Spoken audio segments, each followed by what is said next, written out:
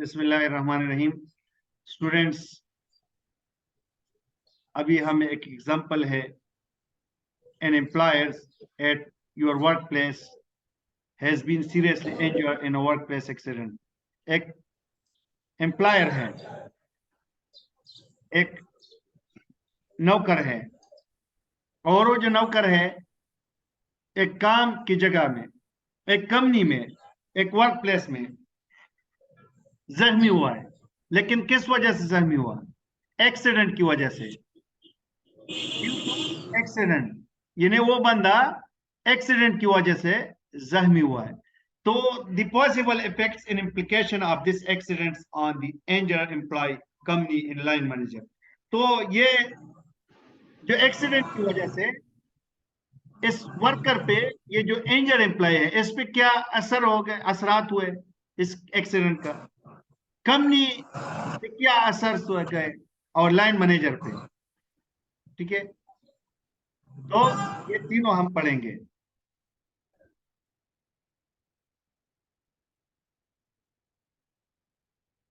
The possible impacts on injured employee, pain and suffering। क्योंकि वो जो बंदा जख्मी हुआ है उसे तो दर्द, और वो दर्द में वो मुब्तला भी हो सकते हैं। कोई बंदा डिसेबल भी हो सकता है और पूरी लाइफ के लिए वो सफर होते हैं।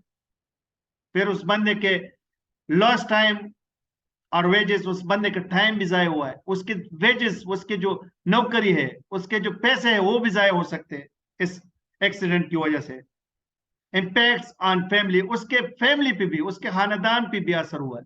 क्योंकि अगर वो खानदान का एक बंदा हो और वो एक्सीडेंट में जख्मी हो जाए या कुछ भी हो जाए, तो उसे खानदान का जो कमाने वाले है वो बेचारा तो जख्मी है, तो उसके खानदान पे भी असर हो सकते हैं।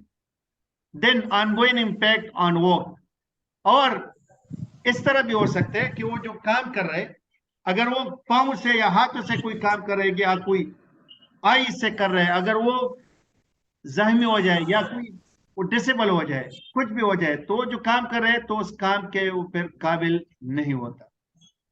तो this also,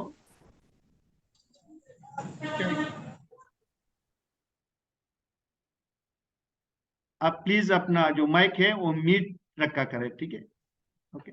then the company, payment of sick pay, company पे क्या असर हो सकते हैं? कंपनी पे जो असर होते हैं वो यही है कि वो जो बंदा बीमार है या जो जख्मी है, वो जब तक हॉस्पिटल में होगा या जब तक वो काम पे नहीं आता, तो उसका जो सिक पे है वो ये बंदा देगा। ये कंपनी में इस तरह होता है कि जो बेसिक पेमेंट्स होता है, जो बेसिक पे होता है, वो बेसिक पे जो है वो कंपनी पे करेगा। कंपनी का नुकसान है ना, और किस वजह से? एक्सीडेंट की वजह से हुआ है। Over time cover for employees, फिर ये भी होता है कि कोई कंपनी किसी दूसरे कस्टमर्स को या किसी और कंपनी को जो प्रोडक्ट्स देते हैं, और वो ऑर्डर, क्योंकि उसने टाइम पे वो ऑर्डर उसको प्रोड्यूस करने हैं, उसको देने हैं, तो फिर उसको ओवर टाइम चाहिए ना। अगर उसके एम्प्लॉय जख्मी हो जाए तो उसके लिए ओवर टाइम भी चाहिए, ताकि वो जो प्रोडक्ट्स है वो टाइमली बेस पे पहुंच जाए। और अगर टाइमली वो नहीं पहुंचा सकते, तो ये इस तरह भी हो सकते हैं वो किसी और कंपनी में जाके, क्योंकि इस कंपनी से वो बिजनेस भी छोड़ लेते हैं। ठीक है। फिर रिक्रूटमेंट कॉस्ट फॉर रिप्लेसमेंट्स, फिर ये अगर इस जगह कोई और बंदा हायर करना हो, जो बंदा जख्मी है इसकी जगह पे अगर कंपनी ने कोई और बंदा हायर करना है, तो उसके लिए पैसा चाहिए, तो रिक्रूटमेंट कास्ट। यानी फॉर एग्जांपल कुछ लोग इस तरह यूनिक होते हैं, जो इंस्ट्रूमेंट टेक्नीशियन है अक्सर नहीं मिलते। फॉर एग्जांपल मिसाल देता हूं आप लोगों को, तो उसके लिए फिर पैसे भी चाहिए, किसी दूसरे कंट्री से वो हायर करना है, बहुत पैसा लगता है। ठीक है। इंश्योरेंस क्लेम्स, और इंश्योरेंस जो कंपनी है वो अपना जो क्लेम है, वो जो किस्त है, सालाना किस्त, वो भी बढ़ा सकते हैं। फाइन्स और प्रोसिक्यूशन, और कंपनी पे फाइन्स भी लग सकते हैं, प्रोसिक्यूशन ये जो मामला है, अगर ये जो इंजर्ड एम्प्लॉय है, जो मुलाजिम है, जो जख्मी मुलाजिम है, अगर ये अपना जो केस है अदालत में ले जाए तो प्रोसिक्यूशन भी हो सकते हैं, फिर आपने वकील हायर करना होता है। अगर आप केस को हार ले तो फिर आपकी कंपनी फाइन्स भी लग सकते हैं और आप जेल में भी जा सकते हैं। इंक्रीज इंश्योरेंस प्रीमियम, और ये जो बीमे वाले कंपनी से, जो इंश्योरेंस कंपनी से, वो अपना जो सालाना किस्त है वो बढ़ा भी सकते हैं, क्योंकि अगर आप कि कंपनीज में एक्सीडेंट ज्यादा होते हैं, क्योंकि ये जो इंश्योरेंस वाली कंपनी है ये भी बिजनेस के लिए बैठे होते हैं।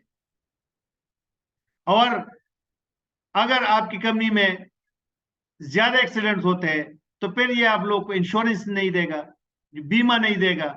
और जब आप लोग को इंश्योरेंस नहीं मिलता, बीमा नहीं मिलता वर्कर्स को, तो आप लोग प्रोजेक्ट्स भी नहीं ले सकते, काम भी नहीं ले सकते। तो ये असरात है कंपनी के ऊपर हो सकते हैं कि एक्सीडेंट की वजह से। अगर एक एक्सीडेंट हो जाए और इसमें कोई एम्प्लॉय यानी वर्कर जख्मी हो जाए तो कंपनी इसके इतने इम्पैक्ट हो सकते हैं उस कंपनी पे। ठीक है, फिर लाइन मैनेजर पे क्या इम्पैक्ट हो सकते हैं, लाइन मैनेजर पे क्या असर हो सकते हैं। Loss of skills from team, उसका जो टीम है उससे कोई स्किल वर्कर वो भी लॉस हो सकते, वो जाया हो सकते हैं।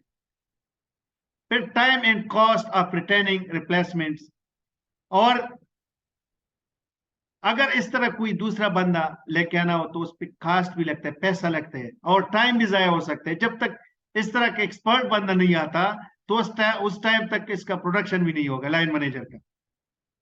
Effect of over time cover on shifts, फिर लाइन मैनेजर पे ये भी असर हो सकता है अगर इससे कंपनी चाहते कि तुम कल तक ये प्रोडक्ट आपने रेडी करने हैं, क्योंकि कंपनी ने वो कस्टमर के देने, तो उसके लिए ये ओवर टाइम लगाएगा। वर्कर वर्कर भी तो इंसान है, अगर वर्कर नहीं चाहते कि हम लोग ओवर टाइम नहीं करते तो फिर ये प्रोडक्ट्स इसके लिए मुश्किल होगा। इसके अलावा लाइन मैनेजर भी जेल जा सकते हैं अगर लाइन मैनेजर की गलती हो, और लाइन मैनेजर पे फाइन भी लग सकता है, प्रैक्टिकली ये हो सकते हैं। ठीक है, ये अगर आप लोग का कोई एक्सपीरियंस हो तो ये प्रैक्टिकली भी होता है कंपनीज में। ठीक है,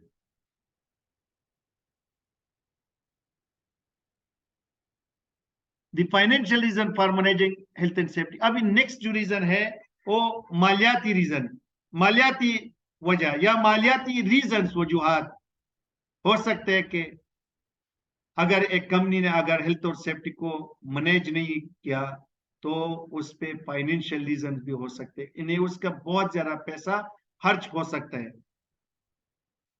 और ये जो फाइनेंशियल रीजन है ये इसके दो दो तरीके से पैसा खर्च हो सकता है, एक डायरेक्ट पैसा और दूसरा इनडायरेक्ट। ये हम पढ़ेंगे अभी।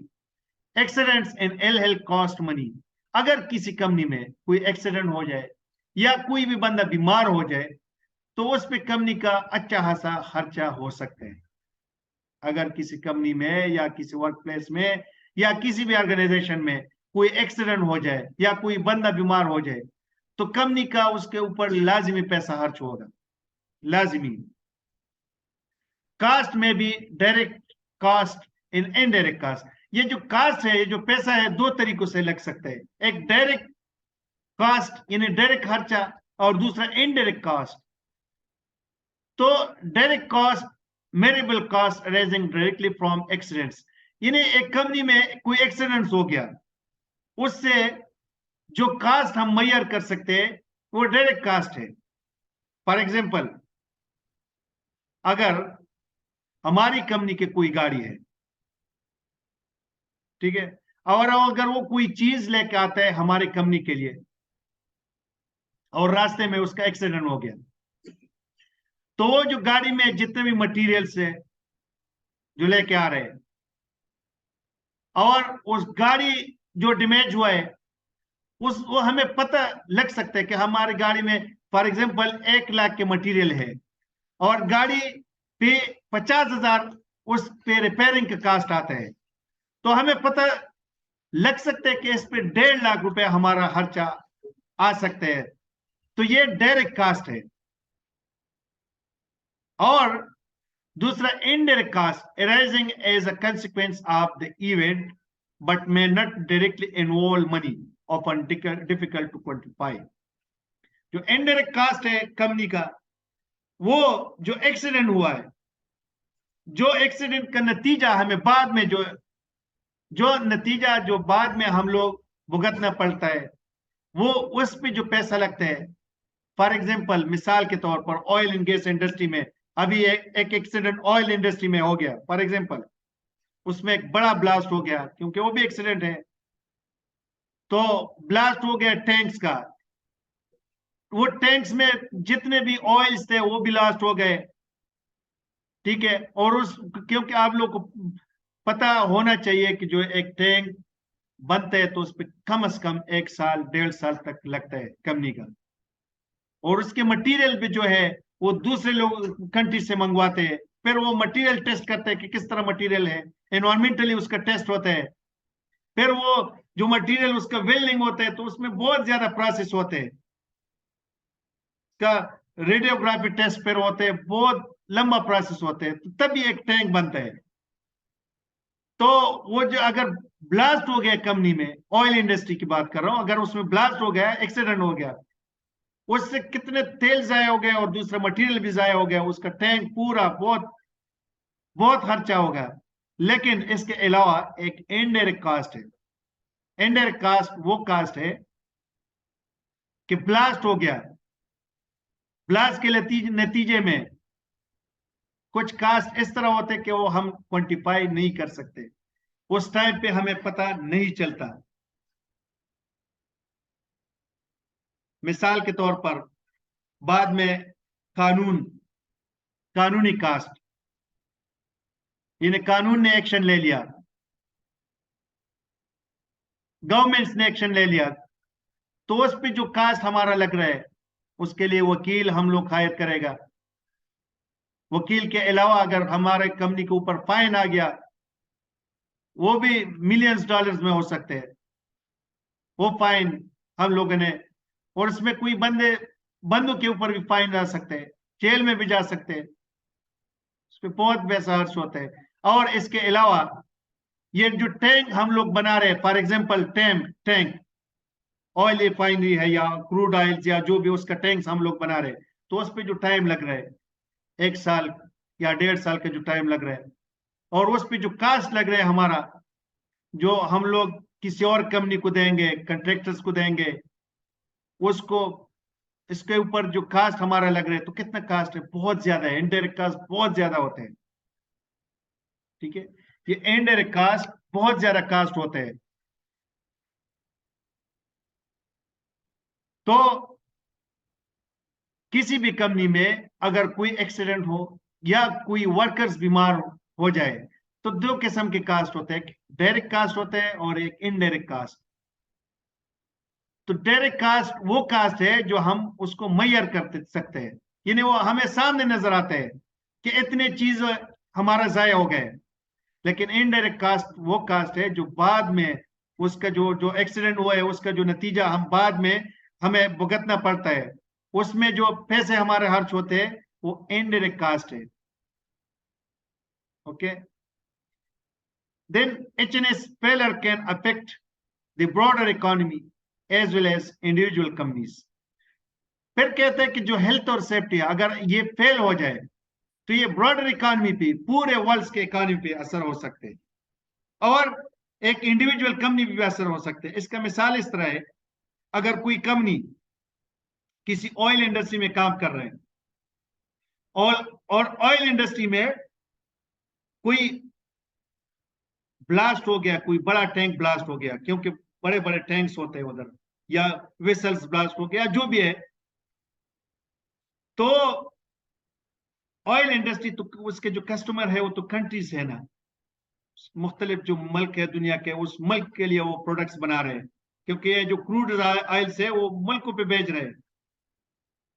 तो ये एक तो उस मुल्क के इकोनॉमी पे असर हो गया, और फिर दुनिया के इकोनॉमी पे असर भी हो सकते हैं ना, अगर किसी मुल्क के लिए वो ये ऑयल भेज रहे हैं उसको, क्योंकि वो जो कंट्रीज है उसकी भी इंडस्ट्री उस ऑयल पे चल रहे हैं, तो ये आप सोच लो कि कितना बड़ा नुकसान हो गया ब्रॉडर इकोनॉमी की, और कंपनी तो ब्लैकलिस्ट हो गई।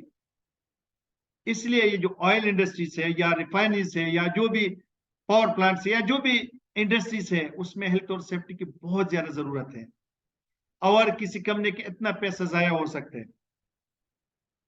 क्योंकि अगर कोई कंपनी, क्योंकि we as HEC professional we can convince the company, we can convince the management in this way. हम लोग एज एचईसी प्रोफेशनल किसी भी कंपनी में किसी टॉप मैनेजमेंट को इस तरीके से वो उसको कन्विंस कर सकते हैं, उसको ये बता सकते हैं कि भाई अगर आप लोग हेल्थ और सेफ्टी का ख्याल नहीं रखते और कोई भी एक्सीडेंट हो गया, कोई भी एक्सीडेंट मीन कि हर किस्म का इवेंट्स, ब्लास्ट हो गया या वेसल ब्लास्ट हो गया या कोई टैंक ब्लास्ट हो गया या कोई और रिएक्टर में कोई ब्लास्ट, कोई फायर लग गया, कोई आग, कुछ भी हो जाए, तो उससे कितने खर्चे हो सकते कंपनी, कितना कॉस्ट आ सकते कंपनी पे। कुछ कुछ कास्ट तो उसको सामने नजर आएगा कि वो मेरेबल कास्ट है, इतना कास्ट है, लेकिन कुछ कास्ट जो इनडायरेक्ट कास्ट है वो उसको समझ नहीं आएगा। उसको आप बताओगे कि भाई आपने बाद में कानून भी आएगा, उसके लिए वकील भी हायर करने हैं, ठीक है, आपकी कंपनी भी ब्लैकलिस्ट हो सकती है, फाइन्स भी लग सकते हैं, और फिर उसको ये भी बताना अगर ये चीज दोबारा बनाने में कितना टाइम लगेगा। ये बहुत बड़ा कास्ट होता है। अगर डायरेक्ट कास्ट 1 रुपये हो तो इनडायरेक्ट कास्ट 8 रुपये से लेके 36 रुपये तक हो सकते हैं, बहुत ज्यादा हो सकते हैं, ठीक है।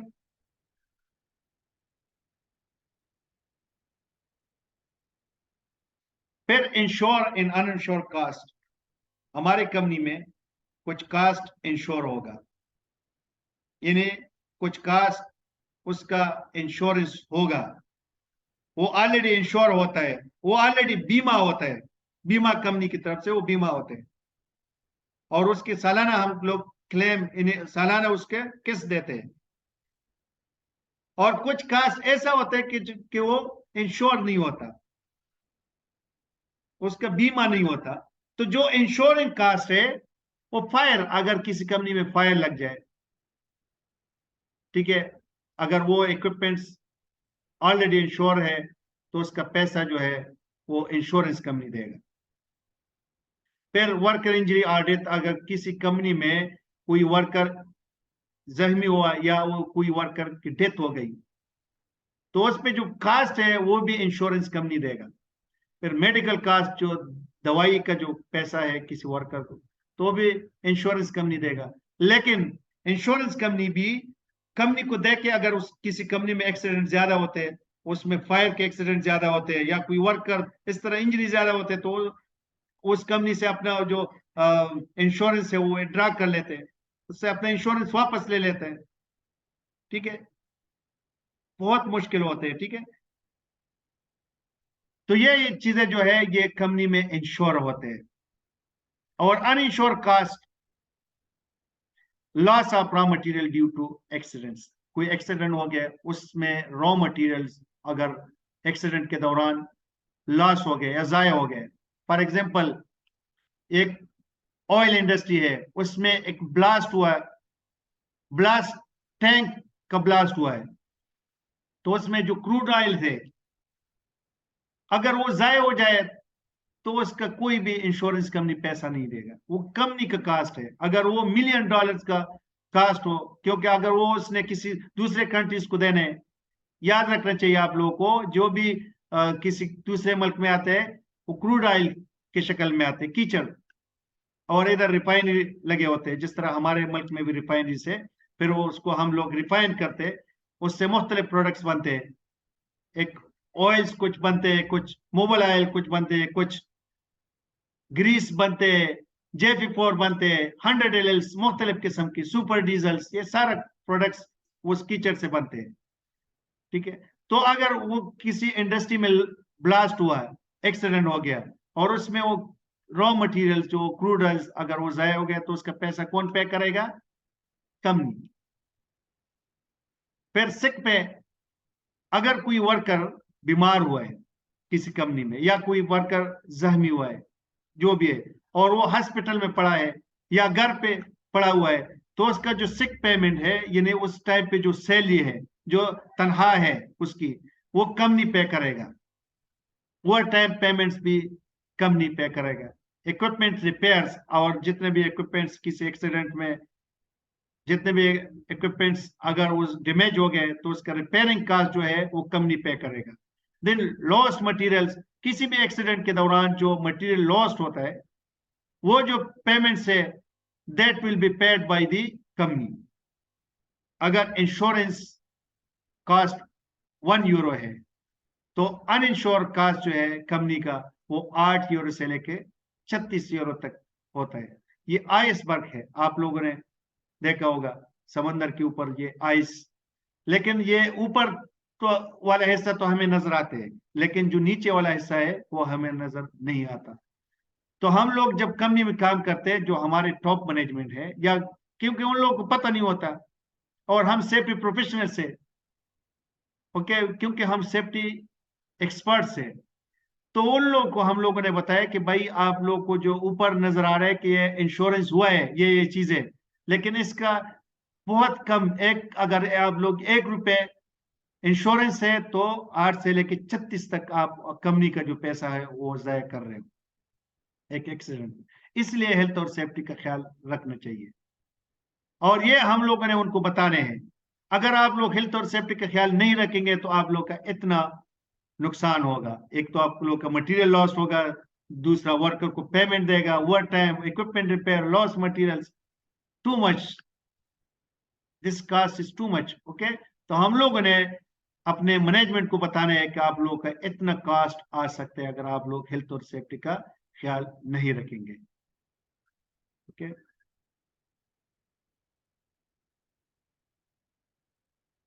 Then employee responsibility in a workplace. एक कंपनी में जो मालिक है उसकी रिस्पॉन्सिबिलिटी क्या है। अब अभी हमने 2 रीजन पढ़े अभी तक, एक मोरल रीजन पढ़ा है और दूसरा फाइनेंशियल रीजन।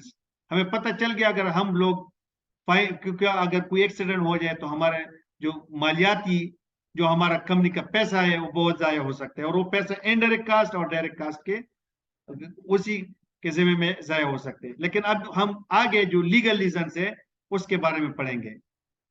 तो employee responsibility, everybody is responsible for health and safety, but most of the responsibility lies with the employer to provide safe workplace, safe plant and equipment, safe system of work, training, supervisions, and competence of staff. Competency of staff. हर बंदा जो है किसी भी company में वो अपना health और safety का रिस्पॉन्सिबल होते हैं, ये याद रखने, हर बंदा अपना हेल्थ और सेफ्टी का ख्याल रखेगा। लेकिन जो ज्यादातर रिस्पॉन्सिबिलिटी है वो मालिक की है। वो किस तरह है कि मालिक जो है सेफ प्लेस ऑफ वर्क, मालिक वर्कर को या मुलाजिम को जो काम का जो जगह है, जो वर्क प्लेस है, वो सेफ होना चाहिए, उसमें मालिक को कोई नुकसान नहीं होना चाहिए। सेफ प्लांट एंड इक्विपमेंट, जो मालिक है, जो एम्प्लॉयर है, वो वर्कर को जो भी इक्विपमेंट, जो भी औजार देता है या कोई मशीनरी, कोई प्लांट, वो भी सेफ होना चाहिए, उससे वर्कर को कोई नुकसान नहीं होना चाहिए। सेफ सिस्टम ऑफ वर्क, और किसी भी जगह में जो मालिक के जगह में अगर कोई मुलाजिम काम करते हैं तो वो जो पूरा काम का जो निजाम है, सिस्टम है, वो भी सेफ होना चाहिए। Training, supervision and competency of staff, और फिर मालिक की ये भी रिस्पॉन्सिबिलिटी है, जिम्मेवारी है कि उसके पास जितने भी वर्कर्स हैं वो ट्रेन होना चाहिए, वो जो भी काम कर रहे हैं उस पर ट्रेन होना चाहिए। फिर जितने भी वर्कर्स हैं उसके लिए सुपरवाइजर होना चाहिए उधर, और उसमें जितने भी स्टाफ है वो कॉम्पिटेंट होना चाहिए। तो ये रिस्पॉन्सिबिलिटी है एम्प्लॉयर की, ठीक है।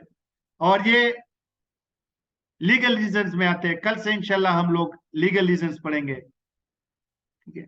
आज हम लोगों ने इसमें एक मोरल रीजंस और एक फाइनेंशियल रीजन पढ़ा।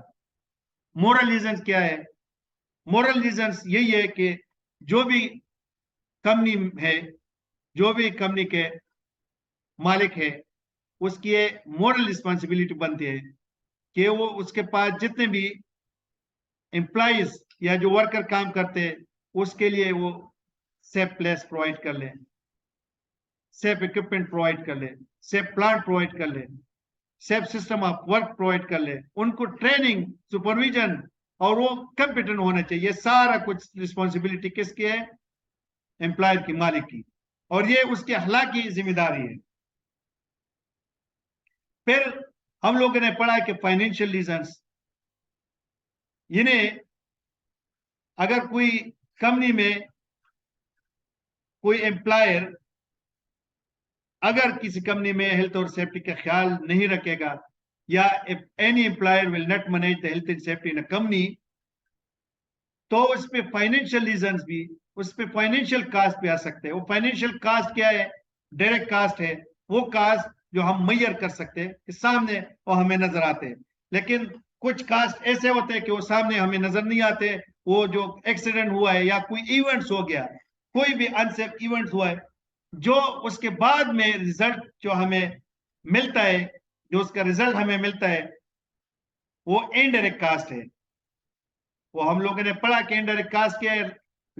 रॉ मटेरियल लॉस्ट है, लीगल कास्ट भी है, ठीक है, ओवर टाइम है।